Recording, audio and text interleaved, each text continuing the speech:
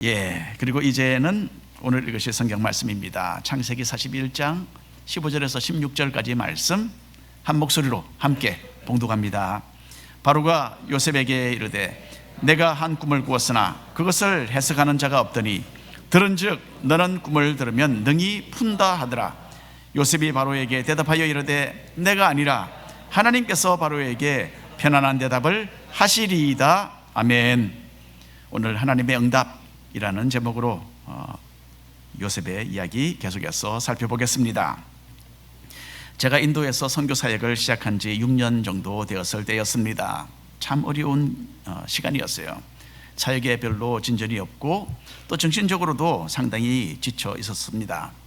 힘겹게 어떤 일을 해나가다 보면요, 내가 이제 이 일을 그만두어야 되나? 그런 생각이 들지 않습니까? 바로 그런 시간이었어요. 그래서 저도 그 당시에 사모와 함께 혹시 이제 인도에서의 모든 일을 청산하고 미국으로 돌아갈 시간이 된 것은 아닐까? 그렇게 심각하게 고려해 보기 시작했습니다. 그러던 어느 날 이런 새벽에 제가 꿈을 꾸고는 잠에서 깨어났습니다. 제가 하와이 중앙장로교회의 목사가 되어 있는 그런 꿈이었어요. 정말 뜻밖의 꿈이었습니다. 우리는 다시 미국에 돌아오면 제가 또 동부에 또 가족들이 다 있습니다. 그래서 하와이가 아닌 다른 주에 정착을 하게 될 것이다, 그렇게 생각을 하고 있었습니다. 꿈에 보니까 제가 바로 이 교회에 바로 이 자리에 목사가 되어 있는데 제 손에는 인도 사람들이 사용하는 작은 손빗자루가 하나 들려 있었습니다. 꿈에서 저는 몸을 구부리고 그 빗자루로 바로 저 중간쯤 되는 것 같은데요, 저기서 예배실 바닥을 쓸고 있었어요. 이 교회가 제가 자란 교회이기 때문에 제가 교회의 구조를 잘 알고 있죠. 바닥을 쓸고 있는데 성도님들은 그때 다 서 계시는 거예요. 웅성웅성 서 계시는 겁니다. 그래서 성도님들이 한 발조금씩만 좀 움직여 주시면 이 청소를 잘 할 수 있겠는데, 그런 생각을 하면서, 그런데 아무도 움직이지 않는 거예요. 왜 그러실까? 왜 움직이지 않으실까? 제가 이제 생각을 하고 의아하게 생각을 하면서 바닥에 몸을 굽히는 그 자세로 머리를 들고서 도대체 뭘 하고 계시지? 하고 성도님들을 좀 올려다 보았습니다. 그때 성도님들은 모두 고개를 오른쪽으로 돌리고서 저 오른쪽 창문 쪽으로 쳐다보고 계시는 거예요. 바다 저 먼 곳을 손가락으로 가리키면서 말씀을 하시기를, 저기 우리 목사님이 오고 계신다, 그렇게 서로 말하고 계시는 거예요. 빗자루를 들고 구부린 자세로 바닥을 쓸고 있던 저는 순간적으로 혼동이 됩니다. 꿈속에서 혼동이 되었습니다. 아니, 내가 목사이고 내가 여기 있는데 왜 이분들은 저기 딴 곳을 바라보면서 우리 목사님이 오고 있다고 하지? 그런 생각을 하면서 제가 꿈에서 깨어났습니다. 잠에서 깨어나서 시계를 보니까 새벽 4시 정도였습니다. 별 이상한 꿈을 내가 다 꾸네, 그렇게 생각을 하면서 잠시 생각하고 있는데 한 5초 정도 지난 것 같아요. 바로 그 새벽에 난데없이 전화가 울리는 거예요. 아니, 또 누가 이 새벽에 전화를 할까? 깜짝 놀라서 제가 전화를 받았습니다. 그때에 저기 뒤에 계시는 우리 셋째 형님 강광중 장로님께서 전화를 하셨어요. 그때는 우리 교회의 집사님이셨습니다. 전화 내용은 중앙장로교회에서 지금 목사님을 찾고 있는데, 그리고 또 이력서를 많이 받고 있는데 한번 생각을 해보지 않겠느냐, 그런 말을 해주는 거예요. 저는 그 당시에 모르고 있었는데, 저는 멀리 인도에 떨어져 있으니까 여기 상황을 모르죠. 그때 2대 담임 목사님이셨던 김강식 목사님께서 한국으로 돌아가신 직후였습니다. 저희 형님 장로님께는 생각해 보겠다고 일단 대강 말을 하고 나서 전화를 끊었고, 그러고 나서 보니까 잠이 이제 완전히 달아나 버렸어요. 꿈 내용과 형님이 하신 말씀, 이게 어떤 내용인가, 완전히 내용이 적중했다라고 저는 보았습니다. 시간적으로 보았을 때도 도무지 부인할 수 없는 하나님의 인도하심이었어요.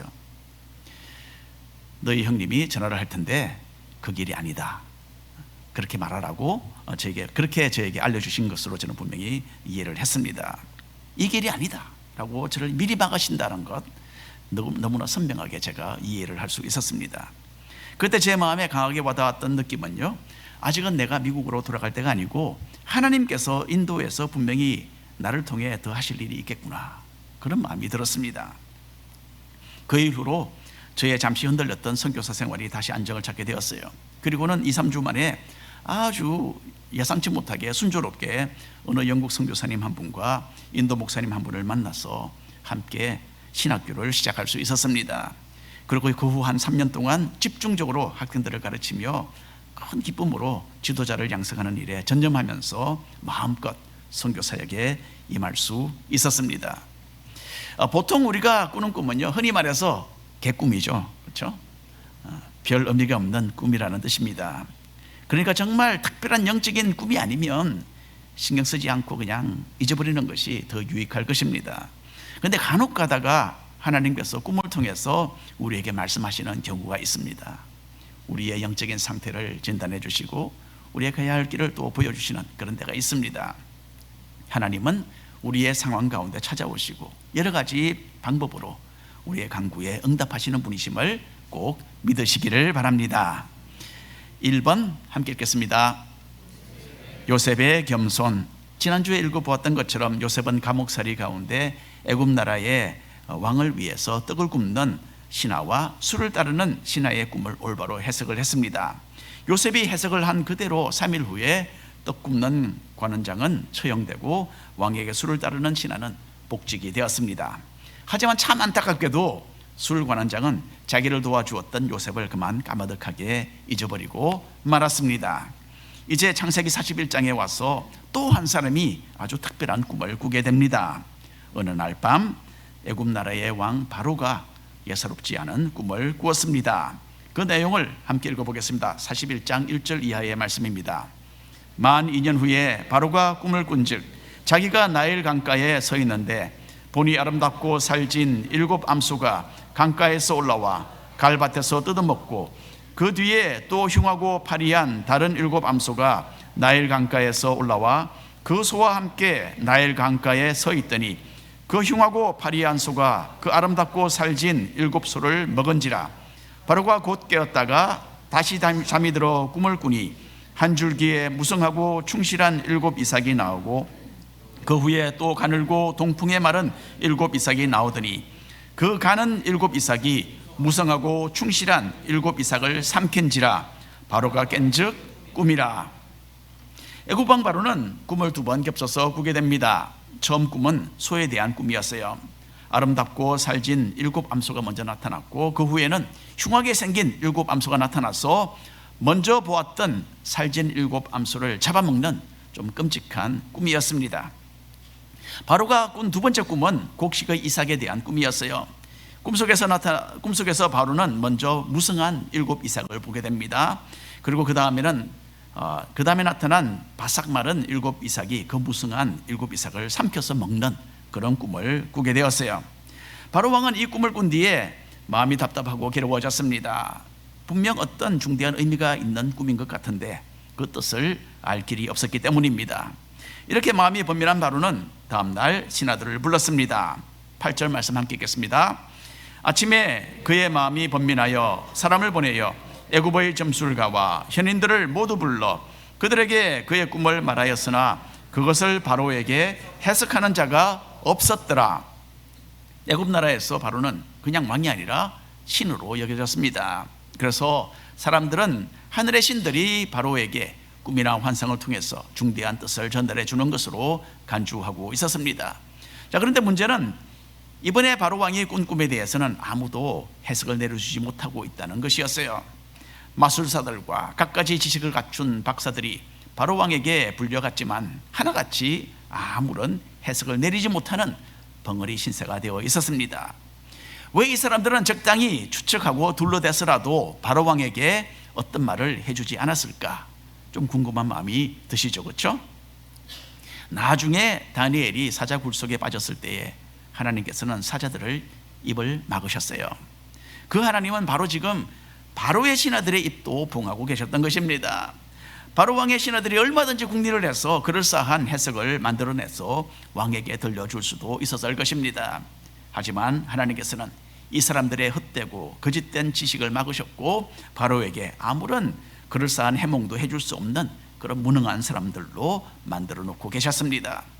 자, 여기서 우리는 하나님께서 이 세상의 일을 주관하시는 분이심을 잘 알 수 있습니다. 하나님은 바로 왕이 꾼 꿈에 대해서 아무도 입도 뻥긋하지 못하도록 만드셨고 오로지 자신을 섬기는 요셉 한 사람을 이 일을 위해서 사용하기로 작정하신 것이었습니다. 애굽 나라의 가장 학식이 있고 비상한 두뇌를 가진 신하들이 모두 왕 앞에서 아무 말도 못하고 우물쭈물 서 있었습니다. 그때에 바로에게 술을 따르고 있던 신하가 입을 열었어요. 술 관원장은 2년 전에 자신의 꿈을 제대로 해석했던 요셉을 그제서야 기억하고 그 이야기를 왕에게 들려주게 됩니다. 신하가 요셉에 대한 이야기를 하자 곧 왕의 음명이 떨어집니다. 그리고 요셉은 여러 해 동안에 그 답답한 감옥 생활을 일순간에 마감하게 됩니다. 그리고 요셉은 수염을 깎고 단장하고 예복을 입고서 바로 왕 앞에 서게 됩니다. 바로 앞에 서게 된 요셉은 하나님을 신뢰하고 섬기는 겸손한 사람의 모습이 무엇인지를 보여주고 있습니다. 15절 16절 오늘 본문 말씀 다시 한번 읽겠습니다. 바로가 요셉에게 이르되 내가 한 꿈을 꾸었으나 그것을 해석하는 자가 없더니 들은즉 너는 꿈을 들으면 능히 푼다 하더라. 요셉이 바로에게 대답하여 이르되 내가 아니라 하나님께서 바로에게 편안한 대답을 하시리이다. 아멘. 신하들로부터 요셉의 소문을 들은 바로 왕은 요셉을 후하게 칭찬했습니다. 하지만 여기 보니까 요셉은 참 겸손했고요, 자신이 하나님을 섬기는 사람인 것을 한순간도 잊지 않았습니다. 자신에게 어떤 재능이나 어떤 은사가 있다면 그 근원은 자신이 아니라 하나님이신 것을 요셉은 꼭 기억을 했습니다. 요셉은 바로의 꿈을 해석하는 일은 자신에게 있는 것이 아니라 오로지 하나님의 능력에 속한 것임을 바로 왕에게 확인시켜 주면서 자신은 낮추고 하나님을 높였습니다. 잠언서에 참 재미있는 내용이 하나 있습니다. 함께 읽어볼까요? 27장 21절 말씀입니다.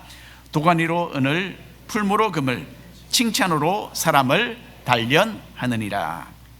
금과 은을 불로 정화시키는 것처럼 사람은 칭찬으로 단련시킨다라는 말, 참 재미있는 표현이죠. 칭찬은 사람으로 자신이 누구인지를 잊어버리도록 만듭니다. 아주 간단한 칭찬 한마디에 우리는 순식간에 한없이 높아져 버리고 그 위에서 잠시 휘청거리다가 보기 좋게 추락하는 그런 꼴이 됩니다. 칭찬받을 때에 스스로를 잊어버리지 않는 사람, 참으로 지혜로운 사람이 아니겠습니까? 요셉이 바로 그런 사람이었습니다. 하나님은 이렇게 자신을 낮추는 요셉을 하나님의 지혜로 가득가득 채워주셔서 사용하셨습니다. 자신을 낮추는 겸손과 하나님의 지혜로서 주님의 나라를 위하여 쓰임받는 우리 모든 성도님들 되시기를 바랍니다. 2번 함께 읽겠습니다. 요셉의 꿈 해석. 요셉은 차근차근 바로 왕의 꿈을 해석해 나갑니다. 바로 왕이 먼저 보았던 7 좋은 암소와 7 좋은 이삭은 7년의 풍년을 뜻하고 그 위에 올라왔던 흉한 모습의 7 암소와 마른 7 이삭은 7년의 흉년을 뜻한다라고 설명을 했습니다. 읽어볼까요? 28절 이하의 말씀입니다. 내가 바로에게 이르기를 하나님이 그가 하실 일을 바로에게 보이신다 함이 이것이라. 온 애굽 땅에 7해 큰 풍년이 있겠고 후에 7해 흉년이 들므로 애굽 땅에 있던 풍년을 다 잊어버리게 되고 이 땅이 그 기근으로 망하리니 그에 든 그 흉년이 너무 심함으로 이전 풍년을 이 땅에서 기억하지 못하게 되리이다. 바로는 인간입니다. 그래서 장래일을 알 수 있는 능력이 없는 존재였어요. 앞으로 일어날 일에 대한 꿈을 꿀 수 있는 능력도 바로에게는 전혀 없었습니다. 바로가 꿈을 꾸었던 것은 오로지 하나님께서 그 꿈을 주셨기 때문이었고 그 꿈은 하나님 자신이 이 세상에 진행하실 일에 대한 내용이었던 것입니다. 하나님의 지혜로 충만했던 요셉은 바로 왕의 꿈을 속 시원하게 해석해 줄 수 있었습니다. 그리고 요셉은 이제 바로가 앞으로 어떻게 나라의 방향을 설정해서 다스려야 하는지에 대한 조언도 지혜롭게 들려주었습니다.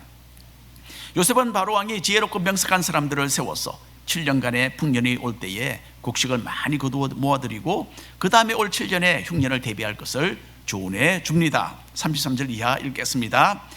이제 바로께서는 명철하고 지혜 있는 사람을 택하여 애굽 땅을 다스리게 하시고 바로께서는 또 이같이 행하사 나라 안에 감독관들을 두어 그 7해 풍년에 애굽 땅의 5분의 1을 거두되 그들로 장차 올 풍년의 모든 곡물을 거두고 그 곡물을 바로의 손에 돌려 양식을 위하여 각 성읍에 쌓아두게 하소서.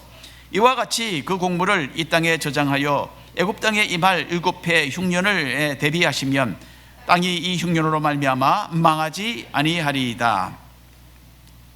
꿈 이야기가 오늘 주제이죠, 그렇죠? 그래서 오늘은 제가 꾸었던 두 번째 꿈 이야기도 여러분들에게 들려드리겠습니다. 하나님께서 주셨던 그 첫 번째 꿈을 꾼 이후에 저희는 인도에서 3년을 더 살면서 기쁘고 만족스럽게 사역을 했습니다. 이렇게 9년 동안의 선교 사역을 마친 후에 저희는 하나님의 인도하심으로 미국으로 돌아왔습니다. 우리는 캘리포니아에 있는 산호세에서 한 3년 동안 영어 목회를 했습니다. 그 후에 산호세에 있던 그 교회가 재정적인 어려움에 빠지게 되었고요. 그래서 우리는 새로운 방향으로 사역을 구상하며 추진하고 있었습니다. 그러던 중 어느 날 또 전화가 왔습니다. 하와이 중앙장로교에서 전화가 왔는데 이번에는 저희 형님 강광중 장로님이 아니라 그 당시에 이 교회를 담임하시던 신 다니엘 목사님이셨어요. 신 목사님은 자신의 6년 동안 사역을 했고, 제가 이제 1년에 인도에서 3년 있었죠. 또 산호세에 3년 있었죠. 이제 6년이 지났습니다. 신 목사님은 자신이 6년 동안 사역을 했고 이제는 다른 지역 교회로 떠나기로 결정하셨다라고 말씀하셨어요. 그리고는 저에게 하와이 장로교회에 와서 사역을 할 수 있겠느냐라고 물으셨어요. 저는 일주일의 기간을 좀 주십시오라고 부탁을 하고 전화를 끊고 기도하기 시작했습니다. 그 당시에 우리는 하와이에서 목회를 할 것이라고는 생각도 하지 않고 있었어요. 그때 우리는 이미 온 가족이 산호세에 정착해 있었습니다. 그리고 새로운 사역을 위해서 준비하고 있는 그런 과정이었어요. 하지만 이렇게 초청을 받고 보니까 내가 어릴 때에 믿음으로 성장했던 모교회로 돌아와서 섬긴다는 것, 나에게 큰 영광이 되겠고 기쁨이 되겠구나, 그런 마음이 금방 들었어요. 하지만 또한 산호세에서 계획하며 진행하던 일도 있었기 때문에 우리는 기도하면서 결정을 해야 되겠다라는 그런 마음으로 며칠을 기다렸습니다. 그러던 중 어느 날 밤에 제가 꿈을 꾸었어요. 꿈속에서 저는 이삿짐을 싸고 있었습니다. 인도 사람들이 이사를 할 때 사용하는 함석판으로 만든 박스가 있어요.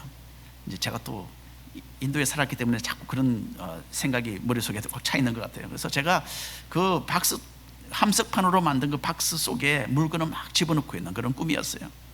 꿈에서 저는 그 박스를 가득 채우고 뚜껑을 닫았습니다. 그리고는 그 함석판 박스 위에다가 주소를 적었어요.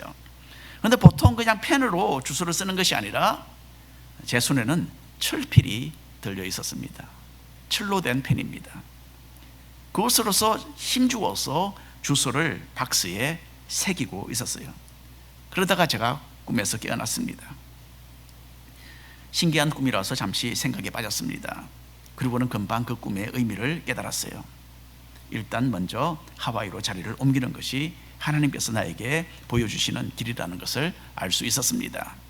그리고 철필로서 영구적으로 주소를 새겼다는 것, 그것은 내가 하와이 중앙장로교회에서 오랫동안 사역을 하게 될 것을 하나님께서 보여주신 것으로 확신할 수 있었습니다. 이 꿈을 꾼 이후에 저희는 산호세에서의 모든 계획을 접고 하와이에 있는 우리 모교회로 돌아와서 사역하기로 결정을 했습니다. 일주일의 기간이 되어서 교회에 우리의 결정을, 하와이 교회에 우리의 결정에 대해서 알리고 산호세에 있는 모든 것을 정리를 했습니다. 그리고 그 후에 중앙장로교회 우리 성도님들의 결정과 함께 우리는 16년 전인 2009년도 3월 달에 이곳에 왔고 지금까지 여러분들과 함께 신앙생활을 해오고 있습니다. 여러분, 우리는 우리 자신들의 앞길에 대해서 대단히 무지합니다. 그리고 우리는 때때로 삶의 방향을 정확하게 잡지 못하는 가운데 답답한 그런 시간을 보내기도 해요. 그래서 우리는 늘 하나님의 뜻이 우리 삶 속에 이루어지기를 기도하며 하나님 중심으로 삶의 결정들을 내려야 하는 것입니다. 우리는 하나님을 경외하는 마음으로 어떤 방향을 선정을 해서 나아갈 수 있습니다. 다만 만일에 이 길이 아니라면 주님께서 저를 멈춰 주시고 다른 길을 보여주십시오, 그렇게 기도하면서 나아가야 합니다. 하나님의 기쁘신 뜻이 어디에 있는지에 대하여 기도하며 하나님의 인도하심을 구할 때에 주님께서는 분명히 자신의 가장 선하고 아름다운 길로 우리의 발걸음을 인도하실 것으로 믿습니다. 3번 함께 읽겠습니다. 요셉의 승리. 요셉은 하나님의 지혜로서 하나님이 바로에게 보여주신 꿈을 해석했습니다. 그 내용은 앞으로 14년 동안 애굽이 경험하게 될 농사의 대이변이었습니다. 7년의 풍년으로 온 애굽이 식량의 풍성함을 누릴 것이지만 그 뒤를 이어서 올 7년의 기근은 이 일대를 황폐하게 만드는 무서운 기간이 될 것이라고 요셉은 경고했습니다. 풍년의 기쁜 소식보다는 흉년의 두려운 경고가 바로와 신하들의 마음을 사로잡은 것 같습니다. 지혜로운 사람을 세워서 나라를 잘 관리해야만 망하지 않을 것이라는 요셉의 조언을 듣고 바로는 요셉을 칭찬하며 요셉을 극진하게 높이게 됩니다. 드디어 요셉은 노예의 신분을 벗어버리고 크게 성공해서 까마득하게 높은 지위를 얻게 됩니다. 38절 이하 함께 읽겠습니다. 바로가 그의 신하들에게 이르되 이와 같이 하나님의 영에 감동된 사람을 우리가 어찌 찾을 수 있으리요 하고 요셉에게 이르되 하나님이 이 모든 것을 내게 보이셨으니 너와 같이 명철하고 지혜 있는 자가 없도다. 너는 내 집을 다스리라. 내 백성이 다 내 명령에 복종하리니 내가 너보다 높은 것은 내 왕좌뿐이니라. 바로의 꿈속에 숨겨져 있던 하나님의 메시지를 해석한 요셉이야말로 그 가운데 가장 총명하고 지혜로운 사람이었던 것입니다. 그래서 바로는 요셉에게 나라를 관리하는 이 중대한 일을 맡기고 부탁하기에 이르렀던 것입니다. 믿음과 겸손으로 하나님을 섬기는 요셉을 하나님은 높이셨습니다. 그래서 요셉은 애굽 사람들에게 인정을 받고 하나님을 알지도 못하는 사람들이 도움을 요청하는 그런 인물이 되었던 것입니다. 여러분, 우리가 주님을 신뢰하고 이렇게 살아갈 때에 주위에 있는 세상 사람들로부터 좋은 평가를 받고 사회가 필요로 하는 그런 사람들이 될 수 있습니다. 사람들은 우리 속에 거하시는 성령에 대하여 알지 못하더라도 우리가 보통 사람들과는 확실히 다르다는 것을 감지하고 있습니다. 그리고 위기를 만난 바로와 애굽의 신하들이 요셉을 붙들었듯이 인생의 풍파를 만나는 사람들이 참신앙인들에게 도움을 요청하게 되는 것입니다. 이 말은 우리가 세상 사람들보다 더 지식이 탁월하다든지 또는 더 똑똑하다는 의미는 아닙니다. 다만 우리는 하나님을 아는 데서 오는 영적인 지혜와 영적인 통찰력을 가지고 상황을 분별할 수 있는 특별한 안목을 가지고 있다는 이야기입니다. 영적인 기견을 경험하면서 살 곳을 찾아 헤매는 불쌍한 사람들에게 올바른 방향을 제시해 줄 수 있는 특별한 권위를 하나님께서는 우리에게 주신 것입니다. 그렇기 때문에 하나님의 사람들은 지속적으로 자신의 삶을 돌아보고 하나님의 말씀에 서 있는지를 살펴야 합니다. 그리고 영적으로 깨어 있어서 언제든지 필요한 영혼들에게 말로써 그리고 행동으로써 도움의 손길을 펼칠 만반의 준비를 갖추어야 합니다. 그래서 교회 안에서만 아니라 세상에서도 빛이 되어서 사람들이 신뢰하고 인정하는 그런 사람들로 살아가시기를 바랍니다. 41절 이하 말씀 읽겠습니다. 바로가 또 요셉에게 이르되 내가 너를 애굽의 온 땅의 총리가 되게 하노라 하고 자기의 인장 반지를 빼어 요셉의 손에 끼우고 그에게 세마포 옷을 입히고 금사슬을 목에 걸고 자기에게 있는 버금 수레에 그를 태우매 무리가 그의 앞에서 소리 지르기를 엎드리라 하더라. 바로가 그에게 애굽 전국을 총리로 다스리게 하였더라. 아멘. 바로 왕은 자신이 끼고 있던 인장 바지를 빼어서 요셉의 손가락에 끼워 주었어요. 고대에는 왕이 끼던 반지에 왕의 이름이 새겨져 있었습니다. 그래서 반지가 도장의 역할을 해서 중요한 서류에 그 모양이 찍혀질 때에는 그 서류의 내용은 거역할 수 없는 왕명이 되는 것이었어요. 하나님이 높이시니까 요셉은 바로 왕을 대신해서 애굽 나라를 다스리는 통치자가 되었고 자신의 뜻대로 왕의 이름을 사용할 수 있는 크나큰 영광을 누리게 됩니다. 바로 왕이 요셉에게 또 입혀준 세모포 옷은 속이 거의 비칠 정도로 아주 곱게 짠 삼배로 만든 옷입니다. 세마포 옷은 애굽 궁정에서 높은 신하들이 입었던 의복입니다. 지금부터 거의 한 4,000년 전 이야기입니다. 그때 이런 화려한 의복이 있었다는 그 자체가 놀랍습니다. 그리고 이런 옷을 애굽 사람도 아닌 멸시당하던 히브리인 노예가 입게 되었다는 것은 누가 봐도 충격적인 일이었어요. 바로 왕은 또 요셉의 목에 금사슬을 걸어 주었습니다.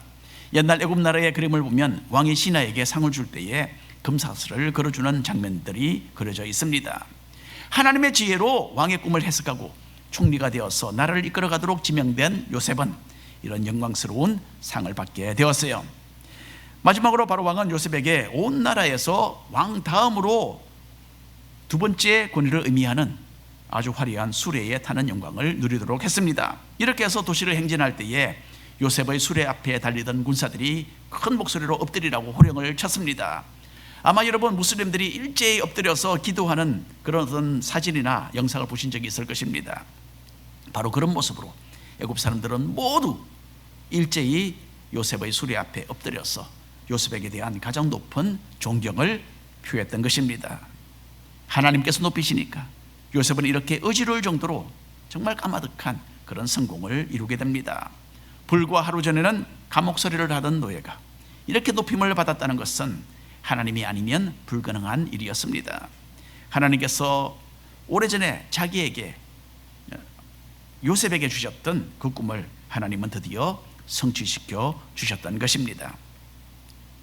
여러분, 요셉처럼 우리도 이전에는 종이었습니다. 저희의 종으로서 자유를 잃고 사탄의 소나기에서 감옥살이 하던 것이 바로 우리의 신세이었어요. 그러던 우리가 어느 날 예수님을 만나게 됩니다. 십자가에서 흘리신 자신의 피로써 주님은 우리의 죄값을 다 치르시고 해방시켜 주셨습니다. 이제 하나님께서는 성령으로 우리의 마음을 열어주시고 감동시켜 주셔서 금보다도 더 귀한 믿음을 소유하도록 해주셨고 하나님의 자녀가 되는 그 복을 넘치도록 우리에게 부어주신 것입니다.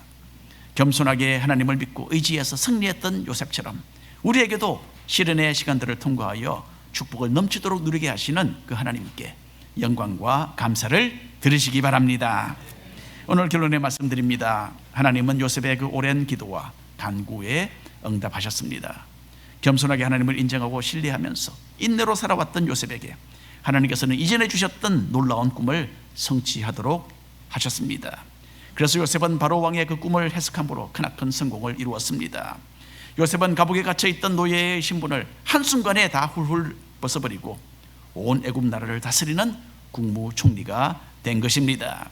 중요한 말씀 우리가 함께 읽어보겠습니다.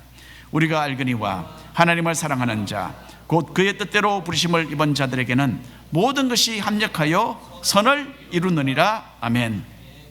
이 온 세상의 일을 친히 주관하시고 요셉의 삶을 주관하셔서 아름답게 만드셨던 하나님은 우리의 모든 일에도 관여하시고 아름답게 일을 이루어가고 계십니다. 우리의 모든 소망과 기도를 넘치도록 응답해 주시는 하나님을 신뢰하면서 주님께서 주시는 영적인 은혜로서 늘 풍성하고도 복된 삶을 살아가시는 하와이 중앙장로교회 성도님들이 되시기를 축원합니다. 아멘. 기도하겠습니다. 하나님, 오늘도 주님의 말씀